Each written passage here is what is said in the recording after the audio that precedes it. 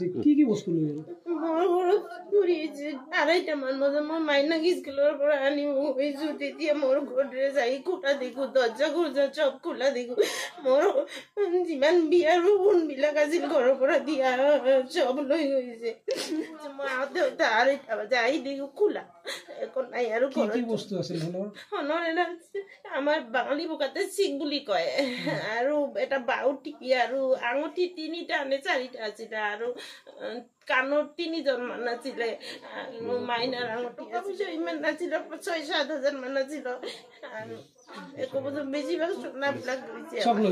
মিস্ত্ৰীবিলাকে বহুত ধৰণৰ মিস্ত্ৰী আহি থাকে কাম চলি আছে সিহঁতে জানে মোৰ ঘৰৰ বস্তু আৰু বেলেগেতো নাজানে ইয়াৰে নহয় এইটো ঠিকাদাৰটো আছে ইয়াতে ঠিকাদাৰ আছে সিহঁতে কৈ আছে আমি খাব গৈছো এতিয়া সেইটো 2:30 মান বজাত আহিলো স্কুলৰ পৰা তেতিয়ালৈকে সিহঁতক পোৱা নাই